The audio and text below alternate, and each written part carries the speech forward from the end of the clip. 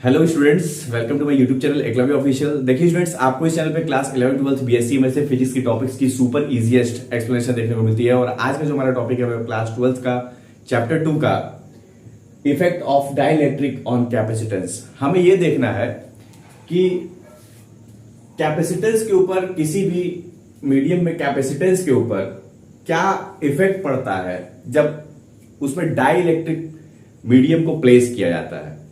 तो dielectric medium को, जब डाइलेक्ट्रिक को इसमें हम प्लेस करेंगे तो इसके कैपेसिटेंस के ऊपर क्या इफेक्ट पड़ेगा, क्या प्रभाव पड़ेगा, ये चीज हमको इसमें सीखना है।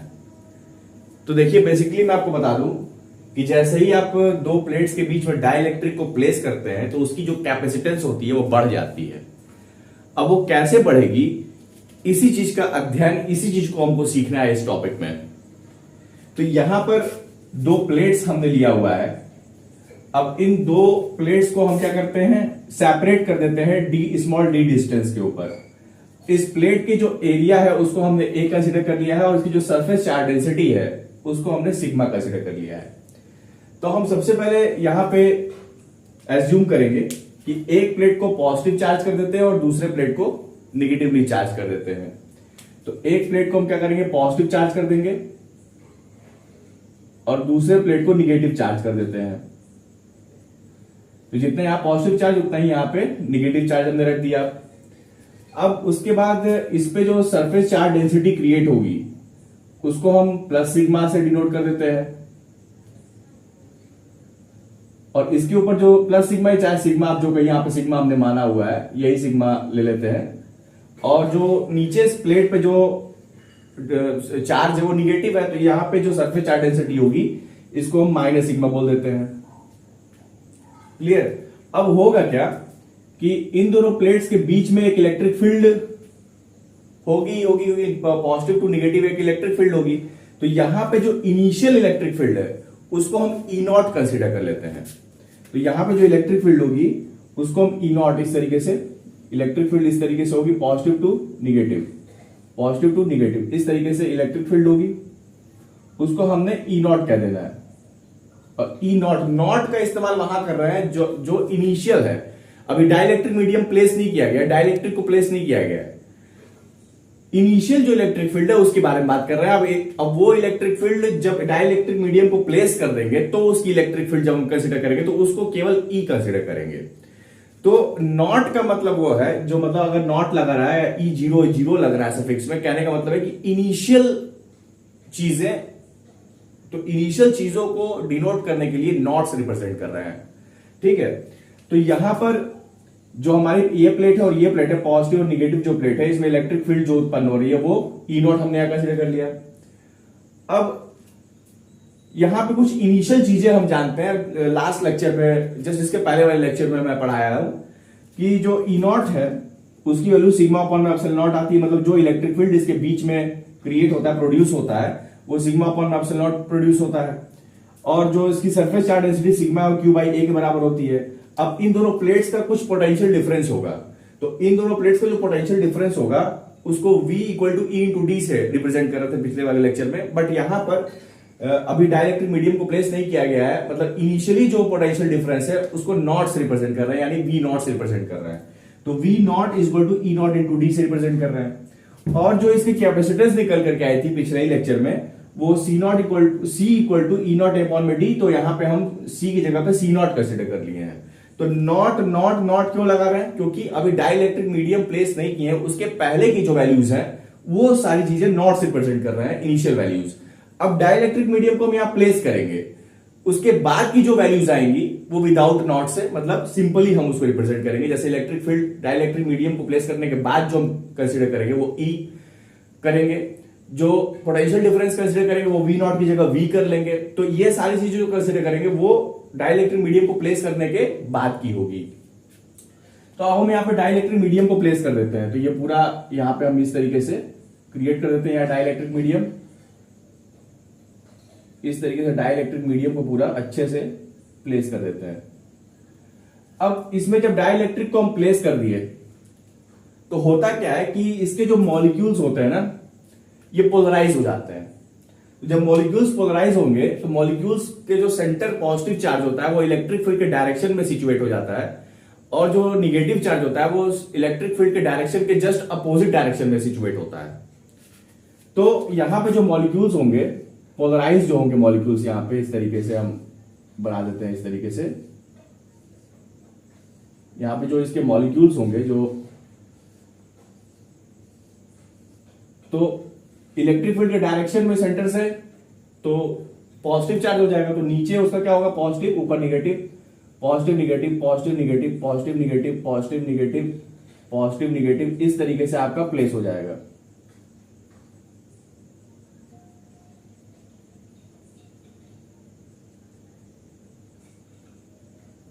ये तो ये क्या होगा, ये इसके जो मॉलिक्यूल्स होंगे वो पोलराइज हो जाएंगे। अब पोलराइज होने के बाद का देखिए जरा स्थिति यहां देखिए कि यहां नीचे जो है पॉजिटिव पॉजिटिव पॉजिटिव क्रिएट हो गया। यहां पे जरा देखिएगा ये पूरे, ये जो आपके पूरे सेक्शन बन रहे हैं ये पूरे पॉजिटिव पॉजिटिव पॉजिटिव पॉजिटिव के ये सेक्शन आपके बन रहे हैं, और यहां जो सेक्शन बन रहा है वो negative negative negative negative negative negative, इस पूरे निगेटिव का सेक्शन बन रहा है यहाँ पे।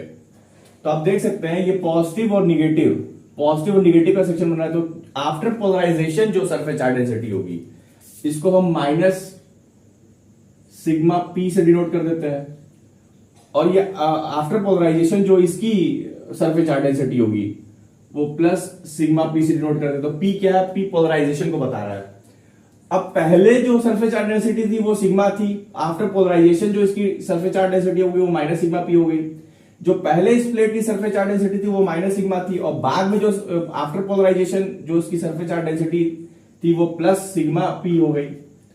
तो अब यहां पे आप देख सकते हैं कि ये वाला निगेटिव और ये वाला पॉजिटिव आपस में कनेक्टेड है, तो टोटल सरफेस चार्ज डेंसिटी कितनी होगी, क्योंकि इसकी भी सरफेस चार्ज डेंसिटी है और इसकी भी सरफेस चार्ज डेंसिटी है और दोनों आपस में कनेक्टेड है, तो टोटल सरफेस चार्ज डेंसिटी कितनी होगी, दोनों को हम ऐड कर देंगे, दोनों को ऐड अप करेंगे, तो जो न्यू सरफेस चार्ज डेंसिटी होगी वो क्या हो जाएगी, सिग्मा माइनस सिग्मा पी हो जाएगी। और इसके लिए कितनी हो जाएगी, यहां पर भी देखिए इस प्लेट के लिए माइनस सिग्मा थी, after polarisation plus sigma P थी, तो ये पॉजिटिव है ये निगेटिव है और दोनों आपस में कनेक्टेड है, तो टोटल सरफेस चार्ज डेंसिटी नीचे वाले प्लेट के लिए क्या हो जाएगी, तो नीचे वाले प्लेट के लिए आपकी हो जाएगी minus sigma plus sigma P हो जाएगी, ऐड हो जाएगी दोनों। अब यहां से सिग्मा अगर हम कॉमन ले लें, सॉरी माइनस कॉमन ले लें, तो सिग्मा माइनस सिग्मा पी हो जाएगी। तो आपकी जो न्यू यानी जो टोटल सरफेस चार्ज डेंसिटी होगी वो सिग्मा माइनस सिग्मा पी इस तरीके से निकल करके आएगी। क्लियर। तो यहां पे आप देख सकते हैं जो इसकी इलेक्ट्रिक फील्ड होगी, जो इसकी इलेक्ट्रिक फील्ड होगी वो कितनी होगी, इसकी इलेक्ट्रिक फील्ड हम कैसे लिखेंगे, क्या लिखेंगे इसकी इलेक्ट्रिक फील्ड, तो जो इसकी इलेक्ट्रिक फील्ड होगी वो देखिए E इज इक्वल टू,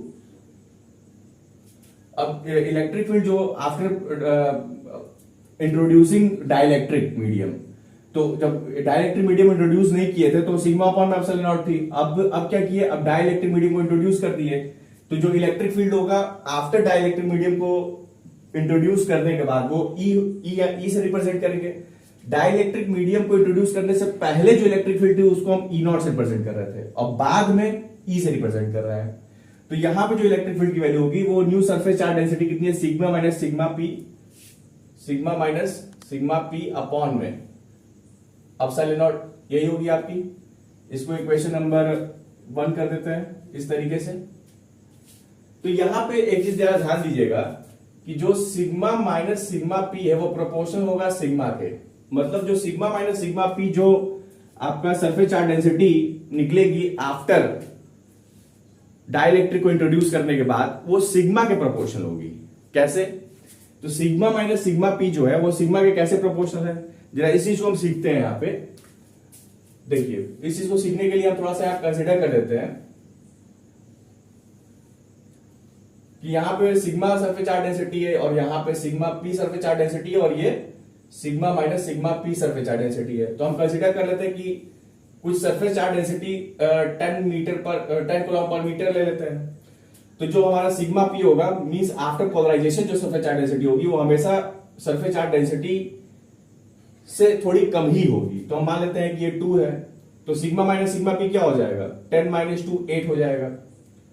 इसको डबल कर देते हैं, डबल करके देखते हैं तो अगर इसको हम डबल करेंगे, सरफेस चार्ज डेंसिटी मान लीजिए 20 कर दी तो ये भी डबल हो जाएगा, 2 का 4 हो जाएगा, और सिग्मा माइनस सिग्मा पी क्या हो जाएगा, 16 हो जाएगा।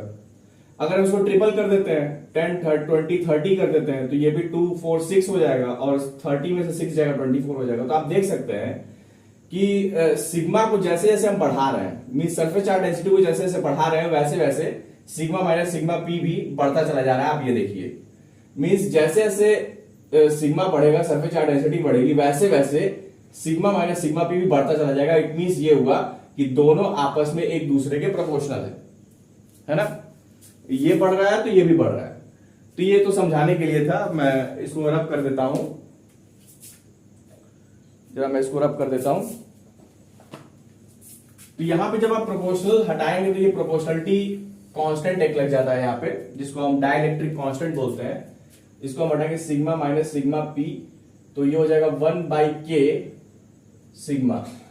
तो ये 1/k क्या है, ये डाइलेक्ट्रिक कांस्टेंट है। के को हम क्या बोलते हैं, कैपिटल के को, ये कैपिटल के है, इसको हम डाइलेक्ट्रिक कांस्टेंट बोलते हैं। इलेक्ट्रोस्टैटिक एक और कांस्टेंट होता है स्मॉल के, उसको हम कहते हैं इलेक्ट्रोस्टैटिक कांस्टेंट। ये कैपिटल के है, इसको कहते हैं डाइलेक्ट्रिक कांस्टेंट। तो जो डाइलेक्ट्रिक कांस्टेंट ये के है, के को कैसे रिप्रेजेंट करते हैं, एप्सिलॉन अपॉन में एप्सिलॉन नॉट, इस तरीके से प्रेजेंट करते हैं। एप्सिलॉन क्या होता है, एप्सिलॉन होता है इलेक्ट्रिकल परमिटिविटी इन मीडियम, और एप्सिलॉन नॉट होता है electrical permittivity in free space. इन दोनों का जो रेशियो होता है वही होता है हमारा डाइलेक्ट्रिक कांस्टेंट के। क्लियर। तो यहां पर जो वैल्यू है, इस वैल्यू को हम कुछ कंसीडर कर लेते हैं, इसको हम इक्वेशन नंबर 2 कंसीडर कर लेते हैं। ठीक है, और ये हमारी डाइलेक्ट्रिक कांस्टेंट को इस तरीके से रिप्रेजेंट किया जाता है। इसको हम कहते क्या कहते हैं, एक बार मैं लिख देता हूं, electrical permittivity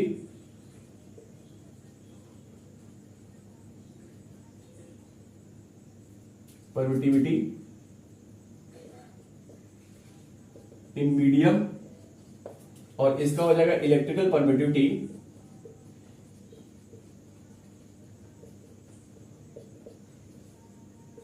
in free space. इसका रेशियो ही जो होता है डाइलेक्ट्रिक कांस्टेंट को रिप्रेजेंट करता है। क्लियर। अब ये जो है, अब देखिए यहां पे हम क्या कर सकते हैं, ये जो सिग्मा माइनस सिग्मा पी की जो वैल्यू है, क्या वैल्यू इसकी है, 1/k सिग्मा। तो इसकी वैल्यू को उठा करके यहां पर रखा जा सकता है। देखिए तो सिग्मा माइनस सिग्मा पी की वैल्यू इतनी दी हुई है, इसको उठा करके सिग्मा माइनस सिग्मा पी में हम यहाँ पे इसकी जगह पे रख सकते हैं। तो यूजिंग 2 in 1 वी गेट क्या मिलेगा, using equation 2 in equation 1 we get, तो हमें क्या मिल जाएगा यहाँ पे, E इज इक्वल टू, इसकी जो वैल्यू है ये क्या हो जाएगी, सिग्मा अपॉन में के एप्सिलॉन नॉट, ये हो जाएगा ना। अब सिग्मा अपॉन में एप्सिलॉन नॉट को हम कुछ कह सकते हैं, सिग्मा अपॉन में एप्सिलॉन नॉट को हम कुछ कह सकते हैं, क्या कह सकते हैं, ई नॉट कह सकते हैं। इसको इक्वेशन नंबर स्टार मान लेते हैं। तो using star in equation number 3, using star in equation number 3 we get, using equation star in equation 3 we get, क्या मिलेगा हमको यहाँ पे, E इज इक्वल टू, अब सिग्मा अपॉन में एप्सिलॉन नॉट, सिग्मा अपॉन में एप्सिलॉन नॉट की जगह पे ई नॉट रख सकते हैं। तो ये हो जाएगा ई नॉट अपॉन में के हो जाएगा, ये इक्वेशन नंबर 4 हो जाएगा। तो इस इक्वेशन नंबर 4 से हम कुछ कंक्लूड कर सकते हैं। क्या हम यहाँ पे कंक्लूड करेंगे इक्वेशन नंबर 4 से, कि जो हमारी जो इनिशियल इलेक्ट्रिक फील्ड है वो के से डिवाइड हो रही है, यानी जो इलेक्ट्रिक फील्ड की जो वैल्यू है वो घट रही है। और यही होता भी है, क्योंकि के की वैल्यू 1 से ज्यादा होगी, अगर डिनोमिनेटर ज्यादा होता है तो वो उस वैल्यू को और छोटा कर देता है। तो जो के की वैल्यू होती है वो हमेशा 1 से ज्यादा होती है, किसी भी मैनर में आपको के की वैल्यू हमेशा 1 से ज्यादा ही दिखेगी। तो जब के की वैल्यू 1 से ज्यादा दिखेगी तो क्या होगा, यहाँ पे इस पूरे इलेक्ट्रिक फील्ड को और ज्यादा छोटा कर देगा, कम कर देगा, इलेक्ट्रिक फील्ड को रिड्यूस कर देगा। तो ये तो हो गया इलेक्ट्रिक फील्ड को रिड्यूस करने की बात। अब हम देख लेते हैं कि पोटेंशियल इसका, तो इसका पोटेंशियल देखते हैं। इसका पोटेंशियल क्या हो जाएगा हमारा, potential V equal to E into D होता है। E की वैल्यू हमको पता है क्या है, E की वैल्यू E नॉट अपॉन में K है। इसको इक्वेशन नंबर 5 करिए, इसको इक्वेशन नंबर 5 कर देते हैं, और इस इक्वेशन 4 की वैल्यू, E की वैल्यू को यहां पर रखते हैं। तो V equal to E not upon में K इंटू डी। अब E नॉट अपॉन में K इंटू डी, अब E नॉट अपॉन, अब इसको क्या लिख सकते हैं, यहाँ पे कुछ लिखा जा सकता है, ई नॉट इंटू डी को कुछ लिखा जा सकता है यहाँ पे। देखिए ई नॉट इंटू डी को इस इक्वेशन को डबल स्टार अगर कर दे तो ई नॉट इंटू डी को हम वी नॉट लिख सकते हैं।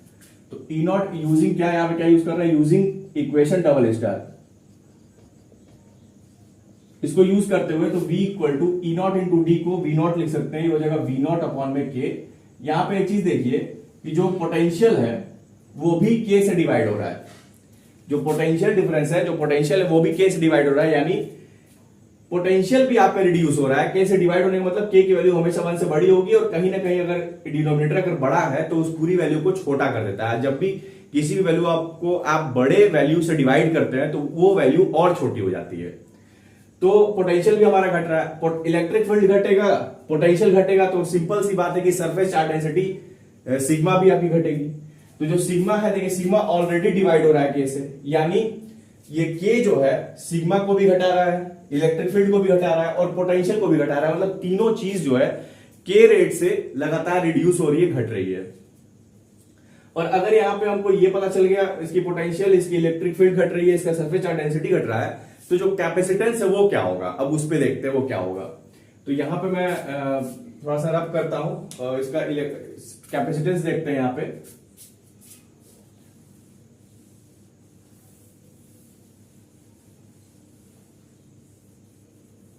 देखिए इसका कैपेसिटेंस देखते हैं, तो कैपेसिटेंस C इक्वल टू होता है Q अपॉन में V, यही फॉर्मूला होता है। तो C equal to Q upon में V, तो C is equal to Q upon में V की वैल्यू पता है, V नॉट अपॉन में के, ये वाली वैल्यू रखते हैं, इसको इक्वेशन नंबर कुछ कर देते हैं 6 कर देते हैं, इसको 7 कर देते हैं। तो यूजिंग 6, इस 6 को इक्वेशन को यहाँ पे रखते हैं V की जगह पे, E नॉट अपॉन में K इंटू डी, ये लिख सकते हैं ऐसे। अब इस K को हम जरा ऊपर करते हैं तो C इज इक्वल टू के क्यू अपॉन में E नॉट इंटू डी हो सकता है। अब ई नॉट की जगह पे हम कुछ रख सकते हैं, देखिए ई नॉट की जगह पे क्या है हमारा, ई नॉट की वैल्यू हम जानते हैं सिग्मा अपॉन में एप्सिलॉन नॉट होता है, यहां पे रखते हैं तो क्या हो जाएगा यहाँ पे हमारा C इज इक्वल टू के क्यू अपॉन में सिग्मा अपॉन में एप्सिलॉन नॉट इंटू डी, ये हो सकता है। अब इसको इक्वेशन नंबर 8 कर दीजिए। अब देखिए इक्वेशन नंबर 8 करने के बाद इस सिग्मा की वैल्यू हमें पता है, क्या सिग्मा की वैल्यू है बेटा यहाँ पे, Q अपॉन में A। इस सिग्मा यहाँ पे वैल्यू पता है, सिग्मा की क्या होती है, Q अपॉन में A होती है। इस वैल्यू को उठा के यहाँ पे रखेंगे तो क्या हो जाएगा, C इज इक्वल टू के क्यू अपॉन में, सिग्मा की वैल्यू पता है Q अपॉन में A, तो यहाँ पे Q अपॉन में A एप्सिलॉन नॉट रख सकते हैं इंटू डी। अब ये कहां से रखें ये बता दीजिए, तो इसको कुछ इक्वेशन कर दीजिए अल्फा, तो यहाँ पे लिख दीजिए फ्रॉम अल्फा से लिखे, यहाँ पे फ्रॉम अल्फा से लिखे यहाँ पे ये चीज क्लियर। अब यहां पे Q से Q कट जाएगा तो C की वैल्यू क्या आ जाएगी, ये ऊपर चला जाएगा आपका के ए एप्सिलॉन नॉट अपॉन में डी, यही कैपेसिटेंस की वैल्यू आ रही है। इसको इक्वेशन नंबर हम 9 कर देते हैं। अब देखिए इस इक्वेशन नंबर 9 से हमें क्या पता चल रहा है कि इस कैपेसिटेंस जो है डाइलेक्ट्रिक इलेक्ट्रिक कांस्टेंट के जस्ट प्रोपोर्शनल है। मींस जैसे से डाइलेक्ट्रिक कांस्टेंट की वैल्यू बढ़ती जाएगी वैसे वैसे कैपेसिटेंस जो है बढ़ता जाएगा। यही तो मैंने स्टार्टिंग में बताया था कि जैसे डाइलेक्ट्रिक मीडियम को आप प्लेस करते हैं, डाइलेक्ट्रिक मीडियम जितना ज्यादा पोलराइज करेगा, जितना ज्यादा डाइलेक्ट्रिक कांस्टेंट उसकी वैल्यू का इफेक्ट पड़ेगा, उतना ही ज्यादा कैपेसिटेंस जो होगा उसका इंक्रीज कर जाएगा। तो यहां पे दो बेनिफिट हमको मिलता है। कौन कौन सा? सबसे पहला बेनिफिट तो ये मिलता है कि जब भी हम डाइलेक्ट्रिक मीडियम को इंसर्ट करते हैं तो एक प्लेट हमारी पॉजिटिव होती है, दूसरी प्लेट हमारी निगेटिव होती है, तो दोनों कभी आपस में सटना नहीं चाहिए, वो दोनों कुछ डिस्टेंस में सेपरेटेड रहना चाहिए। तो ये जो डाइलेक्ट्रिक है कि इंसुलेटर का काम करता है और दोनों प्लेट को सेपरेटेड रखता है। एक तो ये बेनिफिट है कि दोनों प्लेट हमारी सेपरेटेड रहती हैं इससे। दूसरी बेनिफिट ये है कि जो हमारा कैपेसिटेंस है ये हमेशा बढ़ता है। जितना ज्यादा डाइलेक्ट्रिक पोलराइजेशन, जितना ज्यादा पोलराइजेशन इसमें होगा, जितना अच्छा डाइलेक्ट्रिक कांस्टेंट होगा, उतना ही अच्छा जो है हमारा कैपेसिटेंस होगा। तो ये बेनिफिट होता है डाइलेक्ट्रिक मीडियम को प्लेस करने का इन दो प्लेट्स के बीच में। बात समझ में आ रही है? देखिए बेटा एक चीज जरा ध्यान दीजिएगा कि जो कैपेसिटेंस हमारा निकला है वो के ए एप्सिलॉन अपॉन में डी निकला है, और जो ऑलरेडी जो कैपेसिटेंस इसका हम लोग जानते हैं वो क्या जानते हैं, C naught equal to epsilon A upon में डी। तो दोनों में कुछ रिलेशन हम लिख सकते हैं और डाइलेक्ट्रिक कांस्टेंट को एक नया तरीके से हम लिख सकते हैं। कैसे? अगर हम देखें तो पहले से हम जो जानते हैं वैल्यू, यहां पे इसको हम बीटा कर दें तो बीटा से क्या जानते हैं, फ्रॉम बीटा क्या जानते हैं, C naught is equal to epsilon naught A upon में डी है ना। अब इन दोनों इक्वेशन को जरा मैच कीजिए, क्या आ रहा है, इस इक्वेशन को और इस इक्वेशन को आप देख सकते हैं कि एप्सिलॉन नॉट ए अपॉन में डी की जगह पे सी नॉट लिखा जा सकता है। तो एप्सिलॉन नॉट ए अपॉन में डी की जगह पे सी नॉट लिख सकते हैं इक्वेशन नंबर 9 में। तो कैसे क्या हो सकता है यहां पे देखिए जरा, तो